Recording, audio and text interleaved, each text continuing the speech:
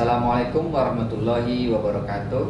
Waalaikumsalam. Jumpa lagi kita pada pagi hari ini dalam acara Bincang-Bincang Santai Podcast SMK Negeri 1 Bangkinang. Bersama saya Aprinaldi, Guru Teknik dan Bisnis Sepeda Motor. Pembahasan atau topik kita pada pagi hari ini mengenai sarana dan prasarana yang ada di SMK Negeri 1 Bangkinang. Pagi ini sudah hadir bersama kita Wakil Kepala Sekolah Bidang Sarana dan Prasarana, Bapak Neldiawan MPE. Neldiawan, spasi ya. Ya. Assalamualaikum Bapak. Waalaikumsalam warahmatullahi wabarakatuh. Pak, bagaimana kabar Bapak? Sehat? Alhamdulillah Pak, luar biasa baik. Oke Bapak, pada pagi hari ini kita membahas mengenai sarana dan prasarana ya Bapak ya, yang ada di SMK Negeri 1 Bangkinang. Oke. Banyak ya dari warga atau masyarakat Kabupaten Kampar ini bertanya-tanya begitu Pak. Karena kita ketahui SMK Negeri 1 Bangkinang ini adalah SMK terbesar di Kabupaten Kampar. Ya. Secara otomatis mereka ingin mengetahui apa saja yang ada di SMK Negeri 1 Bangkinang ini, khususnya sarana dan prasarana yang menunjang dalam proses pembelajaran. Jadi bisa Bapak jelaskan apa saja sarana dan prasarana yang ada di SMK Negeri 1 Bangkinang ini? Oke Pak, terima kasih kesempatannya Pak Pri. Bagaimana Pak Pri, sehat juga kan? Alhamdulillah. Udah sarapan belum? Waduh. Dikatakan bincang-bincang santai ya. Iya. Biasanya kan kita bincang-bincang santai itu ada snack, air minum ya, kering. Lagi puasa, Pak. Oh, puasa Pak? Iya. Saya enggak Pak. Aduh. Nanti bisa menatakan gitu ya. Iya. Status disamakan sama puasa. Oke Pak Pri, kembali kita kepada topik Iya. bahwa untuk sarana prasarana di sekolah sebenarnya sudah diatur oleh pemerintahan kita berdasarkan peraturan presiden ataupun peraturan Menteri Pendidikan, baik itu jenjang SD, SMP, SMA, SMK ataupun SLB gitu. Nah, untuk SMK itu sudah diatur oleh kementerian kita, itu di peraturan kementerian nomor 42 tahun 2008 kalau nggak salah ya. Nah, catat juga. Lanjut Pak.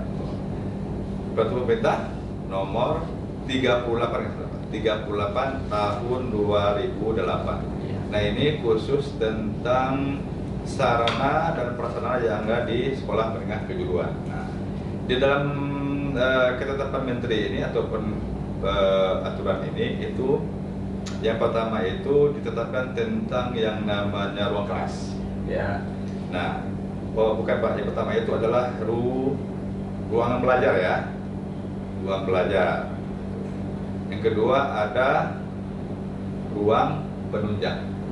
Nah, ini kita kesingkat Pak, biar cepat lah ya. Kalau kita bahas ini banyak punya tebal, jadi waktunya nggak cukup gitu.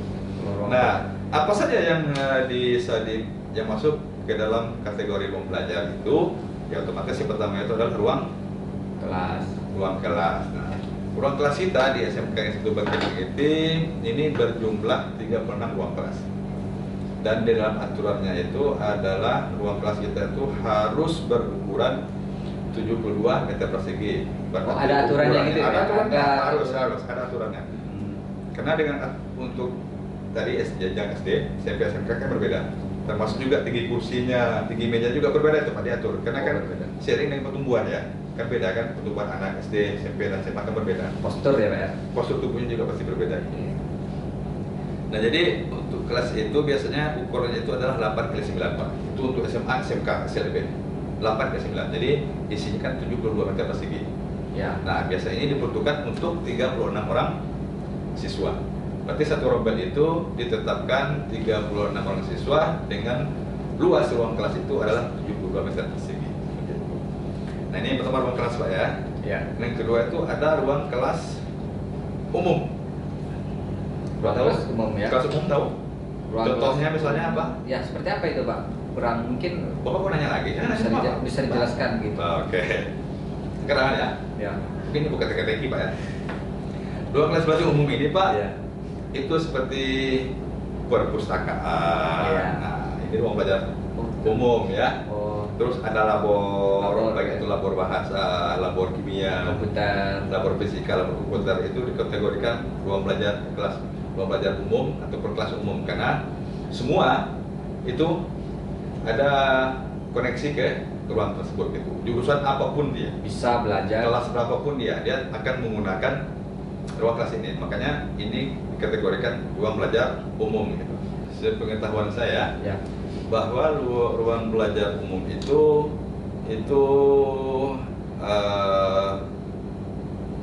dikategorikan misalnya di perpustakaan ya. Ya. Ada misalnya laboratorium ya, baik itu laboratorium fisika, laboratorium kimia, ataupun laboratorium bahasa. Komputer termasuk ya. Termasuk Termasuk. laboratorium komputer. Nah, satu lagi itu perpustakaan. Perpustakaan. Nah, perpustakaan juga bisa dikategorikan ke dalam ruang belajar Ya. umum gitu. Nah, yang terakhir itu ada namanya ruang belajar khusus. Nah, ruang belajar khusus. Nah, ruang belajar khusus ini di sini nanti kalau kita khusus SMK ya, sekolah menengah kejuruan, itu siswa-siswa mempraktekkan dari mata pelajaran sesuai dengan yang studi mereka masing itu adalah di ruang pembelajaran khusus ini. Misalnya teknik pemesinan, mereka akan belajar di workshop ataupun bengkel teknik pemesinan. Nah, bengkel workshop inilah yang dikatakan ruangan belajar khusus bagi program kalian tertentu gitu. Karena yang bisa belajar di ruang khusus ini hanya jurusan tertentu saja. Tidak semua. Tidak ya. semua jurusan Tidak yang semua bisa mengakses ke sana. Ya, karena Ya. tidak sesuai dengan disiplin ilmu gitu. Dan Ya. ruang khusus ini sesuai dengan disiplin ilmu yang bisa masuk ke dalam ruang belajar khusus ini seperti ya di PSM ya, teknik sepeda motor gitu. Terus ada teknik kendaraan ringan kita ya. Ya. Mereka punya ruang belajar khusus masing-masing itu. Dan alhamdulillah di SMK Negeri 1 Bangkinang ini kita sudah memiliki 10 jurusan loh Pak. 10 jurusan ya, Pak? 10 jurusan Pak. Dan yang terakhir itu ya bungsu ya. Anak bungsu itu ya rekayasa perangkat lunak gitu. Rekayasa perangkat lunak. Perangkat Jadi lunak. dengan jurusan baru ini bagaimana dengan sarananya Pak? Sudah adakah bengkelnya atau peralatan yang mendukung? Dan alhamdulillah Pak, begini. Kebetulan beberapa waktu yang lalu kita dapatkan bantuan ya untuk membangun ruang praktek siswa. Nah, kita juga pada kesempatan itu mendirikan atau membangun ruang praktik siswa bagi program keahlian teknik rekayasa perangkat lunak ya, berserta dengan perabotnya gitu. Dan alhamdulillah dalam waktu singkat ini kita akan mencoba untuk merealisasikan peralatan-peralatan apa saja yang dibutuhkan di jurusan ataupun di bengkel workshop rekayasa perangkat lunak gitu. Otomatis Pak dengan ya segala keterbatasan dan segala kemampuan kita ya, kita akan coba untuk tetap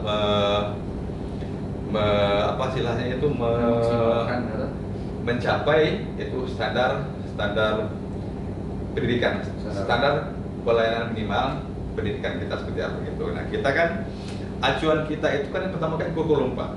Nah, kurikulum kita ini kan disusun berdasarkan dari SKKNI ya. SKKNI itu kan standar kerja nasional Indonesia.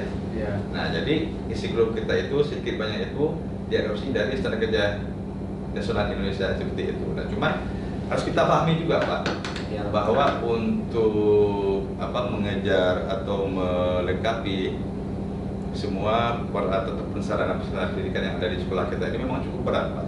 Butuh perjuangan lah ya. Butuh perjuangan.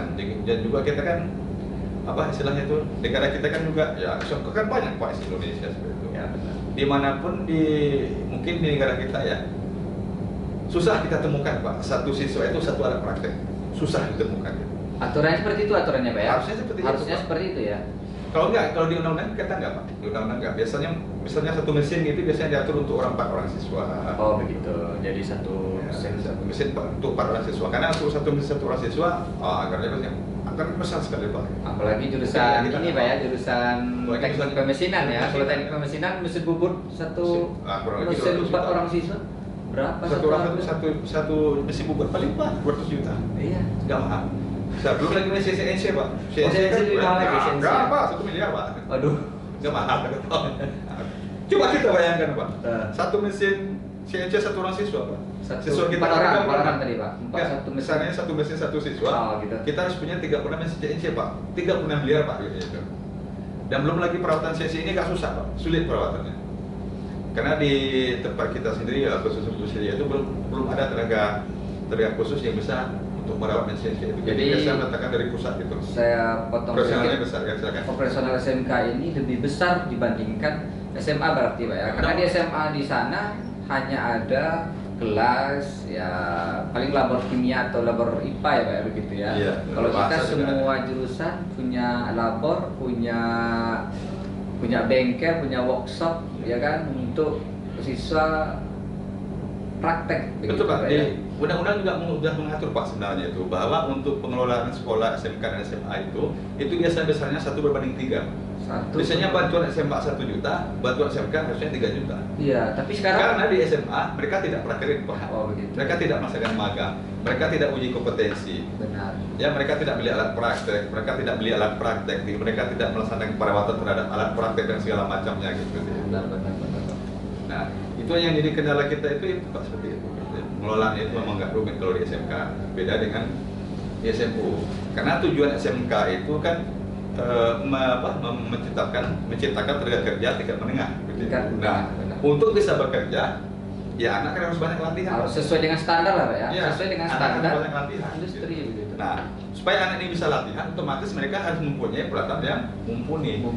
Kalau mereka tidak punya peralatan yang mumpuni, mereka nanti pakai apa Pak? Nggak bisa teori. Nah, yang kita takutkan nantinya ada slogan sebagian masyarakat misalnya jurusan mesin Pak. Nah. Mereka ini jurusan sastra mesin. Benar. Kenapa? Karena Sastra tidak pernah praktik. hanya Sastra saja begitu. Teoritis, secara teoritis. Oh, benar. Mereka tidak melakukan secara empiris seperti itu, hanya teori saja. Tidak praktek lah ya. Dan kita juga mengakui Pak bahwa negara kita kan terbatas Pak untuk melaksanakan itu. Apalagi Pak, seperti kita tahu bahwa teknologi itu kan perkembangannya kan dengan cepat. Ya. Nah, jadi untuk mengikuti perkembangan teknologi yang sangat cepat itu kita otomatis kewalahan Pak, karena sekolah kita ini dan negara kita juga kan punya keterbatasan seperti itu. Salah satunya Apalagi kita kan- sebagai SMK kelompok ya Pak ya, kelompok teknologi Ya, dan BKS. SMP itu Pak jurusannya banyak, ada ratusan jurusannya. Ya, jadi harus mengikuti perkembangan Harus teknologi. memang ya. teknologi. Kalau enggak Pak, otomatis kita kan ke industri Pak, Iya, kerja. Nah, kalau kompetensi yang dimiliki oleh siswa kita tidak sesuai dengan apa yang dibutuhkan industri, Ya, ya ketinggalan. siswa kita nggak bakal terima loh. Benar. Kan kasihan Pak. Nah, sementara kita berjuang memati di sini mendidik juga siswa agar mereka bisa punya bekal nanti untuk terjun di Terjun masyarakat industri ataupun masyarakat apa gitu ya. Jadi kita seperti itu. Oke Pak, Nah. jadi itu tadi mengenai Ruang belajar khusus ya. Ruang belajar khusus. Ruang belajar khusus kita ada 10 program keahlian dan alhamdulillah ke-10 program keahlian kita ini sudah memiliki ruang belajar masing-masing. Sudah mempunyai bengkel masing-masing, sudah mempunyai ruang prakteknya masing-masing. Nah, kalau untuk lebih detailnya nanti mungkin bisa kita undang nanti ke depannya itu ya kepala grup kalian ya. Nah, Misalnya kalian kalian menjelaskan untuk menjelaskan lebih detail. lebih detail mengenai contohnya pemesinan, KM, SM gitu. ya. SM itu teknik listrik, Ya. dan pendingin. Nah, jadi nanti Bapak Ibu dari kepala program kali ini akan memberikan secara detail Benar. apa saja sarana pendidikan yang ada di workshop mereka masing-masing. Benar. Seperti itu. Intinya sekarang ini kita sudah punya sarana Kita punya, khusus alhamdulillah, Pak. untuk Alhamdullah. menunjang pembelajaran ya, Pak, Betul, ya. betul. Tetap tulisan. Ya, dengan segala keterbatasan dan dengan kelebihan ya. Oke, lanjut Pak, kita bahas ke sarana Oke, olahraga. itu baru ruang kelas ya. Ruang kelas. Di samping itu juga kita memiliki sarana olahraga. Ya, Dan sarana olahraga kita ini di antara itu lapangan sepak bola. ya. Walaupun lapangannya masih tanah, Mhm. tapi ya alhamdulillah cukup kondusif seperti itu. Ya. Yang kedua kita punya lapangan basket Pak. Benar. Lapangan basket kita sudah dicor, setelah kita ajak semikian rupa ya, kalau masih sedikit ada kurang wajiblah kita akan melaksanakan perawatan dan pemeliharaan ya. Oke. Terus kita juga punya lapangan voli. Ya. Lapangan voli kita ya sudah kita cat Pak. Sesuai dengan standar. Cuman ya itu tadi Pak, kita kan punya keterbatasan ya. Ya. Walaupun kita punya keterbatasan, tapi kita tetap ingin yang terbaik. Karena ini anak bangsa Pak, umat Pak. Iya. Nah, jadi Kalau basket ada lapangannya Pak? ada Pak, alhamdulillah. Alhamdulillah. Sudah kita kondisikan sedemikian rupa Pak. Supaya ya untuk menarik minat siswa ini. Iya. Ya.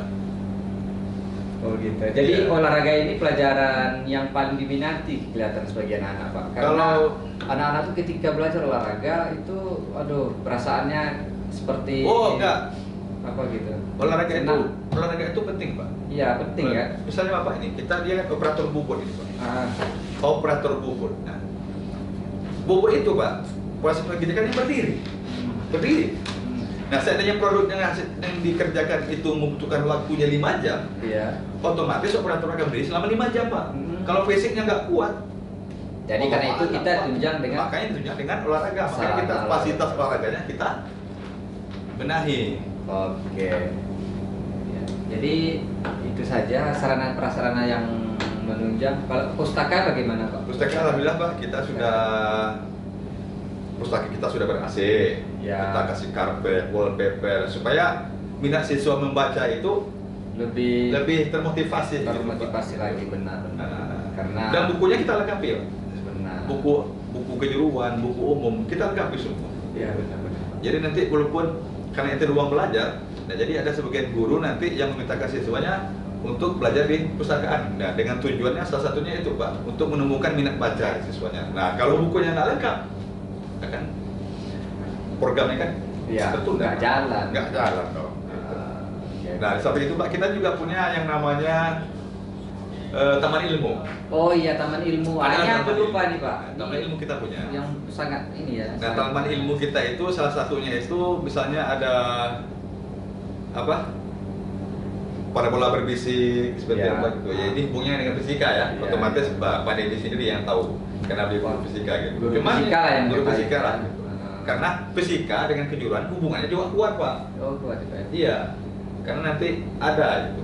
Karena Chemistry atau gimana? Ada koneksi? ada hubungan? ada hubungan karena Gitu. ini menunjang nanti. Menunjang Menunjang ke proses kejuruan pembelajaran, mereka. kejuruan gitu.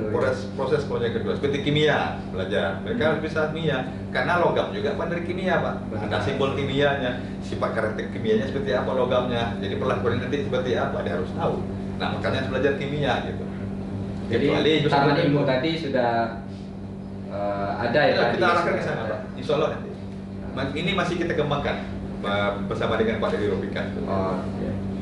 Benar-benar. Jadi itu saja kira-kira yang ada di SMK ini. Ruang ibadah sekarang lagi ruang ibadah satu lagi Pak itu termasuk ruang penunjang Oh, ya. ada ruang kepala sekolah itu ruang penunjang kita lupa tadi ya ruang penunjangnya belum ya Ruang ada penunjang. ruang ibadah ada ruang kepala sekolah ruang majelis guru Termasuk juga toilet ruang mungkin, tata Pak? usaha toilet kantin kita itu Ya. semua ruang penunjang Pak Penunjang Pak ya. ya jadi jangan dikatakan bahwa ruang kepala sekolah itu ruang penunjang mereka itu Oh, ruang penunjang. ruang penunjang ruang guru juga ruang penunjang termasuk kantin toilet nah dan musola kita alhamdulillah saat ini sedang dalam proses revitalisasi ya dalam proses tahap rehab seperti itu dan kalau ada masyarakat yang ingin membantu ya alhamdulillah sekali Alhamdulillah. Karena- Ladang pahala ya. Benar pahala Pak, insya Allah nanti. Karena kalau kita membangun masjid ataupun musola Pak, nanti Allah insya Allah mungkin kita rumah di Surga. surga. Jadi silakan yang mau berinfak Ah, untuk pembangunan musola kita. pembangunan musola kita. Silakan hubungi Pak Robi barangkali sama Pak aja Pak jadi Robi ya. Ya Pak Robi, Pak Robi Hendra.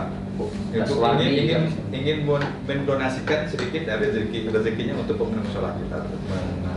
Dan kalau Bapak Ibu ingin tahu keadaan kondisi musola kita bisa langsung datang ke sekolah SMK Negeri Penginap Jalan Tutuk Mesin nomor 20 Nomor samping 20. makam pahlawan. Terima kasih Bapak Neldiawan sudah hadir pada acara bincang-bincang santai kita pada pagi ini membahas mengenai sarana dan prasarana yang ada di SMK Negeri 1 Bangkinang. Ya sama-sama Pak Pri, cuman mungkin dari paparan tadi mungkin ada kekurangan ya. Ya. Saya mohon maafkan karena yang kebenaran itu mutlak milik Allah Subhanahu Wa Taala, dan saya ini kan sebagai manusia, Benar. otomatis saya ya pasti memiliki kekurangan seperti itu. Saya juga mohon dimaafkan Benar, atas Pak. kekurangannya. Ya. Semoga acara kita pada pagi ini bermanfaat, terutama Amin. bagi calon siswa yang ingin mendaftar di SMK Negeri 1 Bangkinang, Amin. mempunyai gambaran, oh ternyata SMK Negeri 1 Bangkinang ini sudah mempunyai sarana dan prasarana yang mendukung atau mumpuni sesuai dengan standar yang ada di dunia industri pada saat ini, begitu. Ya, jadi dapat disimpulkan bahwa sarana dan prasarana kita ini sangat mendukung, begitu Dukung, ya, Pak, ya, betul dalam sekali, proses insyaallah. pembelajaran. Insyaallah. Siap. Demikianlah acara bincang-bincang santai kita pada pagi hari ini. SMK Negeri 1 Bangkinang Mengukir prestasi, berpegang diri. Wabillahi taufik wal hidayah. Wassalamualaikum warahmatullahi wabarakatuh. Waalaikumsalam.